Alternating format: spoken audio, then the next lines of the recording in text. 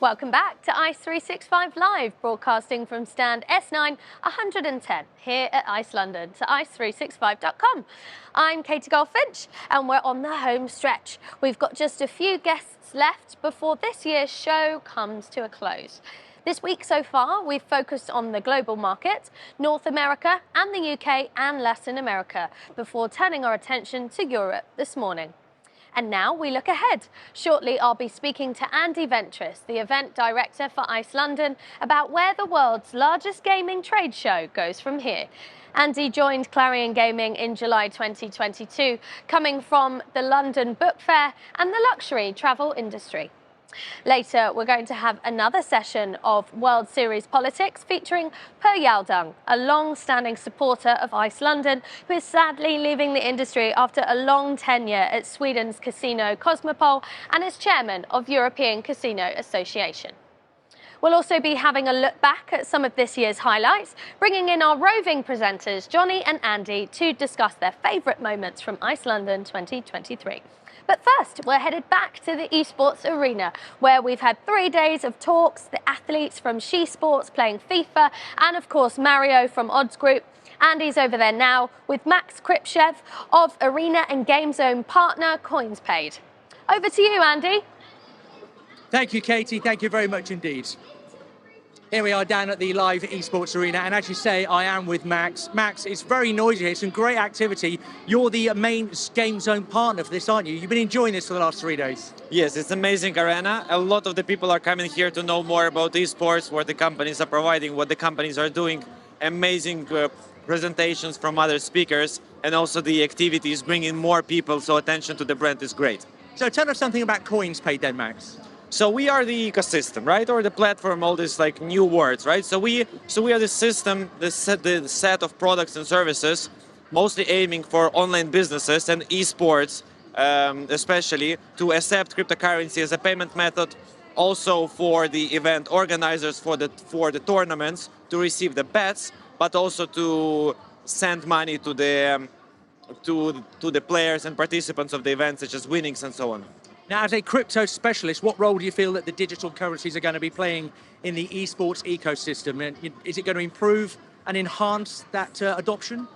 Yeah, so I mean, we all see, right, that we hear about crypto every year more and more and more, right? And it's no-brainer that in the end, the younger generation adopts new technologies quicker, right? So we see that people who like start in their economic life, right, in the early 20s and so on, they adopt crypto more and more. And it's not a secret, right, that esports is more for a younger generation, right? So sort of the synergies, right, for the younger generation and esports are quite obvious. And them being active in cryptocurrencies and blockchain explorations and adoption is sort of a great fit.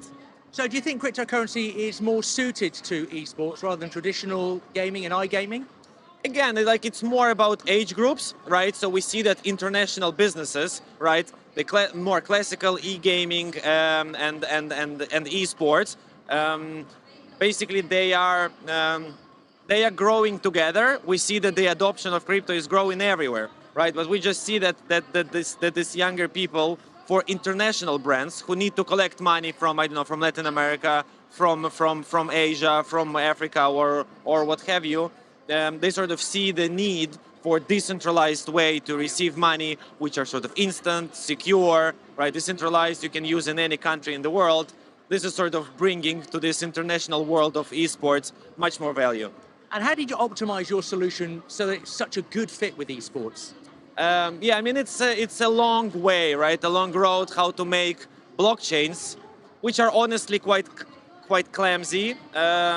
Sometimes, especially Bitcoin, right, being the oldest one, and of course not so much scalable. So it's a lot of rocket science that we have to do to make all those blockchains, right, really quick, right, for esports, right, because it's a dynamic sport, right. If we speak about betting, everyone wants to do the quick live bets and so on. So we just have to make it quick, right. So the idea is that we optimize, we have a lot of R&D to make them scalable, right, to make them quick, to remove the risk of the price fluctuations, right? Because they change in price, so we have to fix it to dollar, euro, or GBP straight away. And it's basically the whole bunch of people in different departments who are making this quick, secure, and reliable for businesses and for operators in the space. So what's the major improvement, development that's going to take place with your business in the next 12 months? Basically, those are adding very like the blockchains who are gaining the popularity, right? The Binance Smart Chain, optimizations for Tron, which is now being updated, and basically entering new verticals in the business, right? So I think that the product is now quite robust already, right? So we are right now mostly focusing on developing more business, while of course the team of the product managers and developers behind the product, of course, enhancing it all the time. But my focus for the next 12 months would be bringing it to other business verticals. Max, thank you very much for your time and your insight. Thank you very much, Andy. Insights. I mean, it's going to be a very exciting year for the crypto industry, right? There's a lot of regulations coming.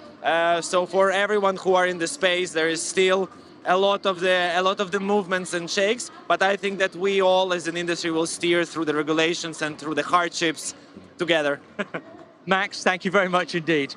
Okay, look, that's almost it from us here at the Esports Arena. Right now, behind us, you can see the She Sports Showcase final is taking place, and they're going to battle out and try and win a VR headset. Looking at the scores at the moment, it does appear to be fairly level pegging, but we'll try and get you a full-time score a little bit later. But right now, back to Katie in the studio. Thank you, Andy. Great to get the latest download from the Esports Arena. So, folks, stay tuned. Up next, we are talking the future of ICE London.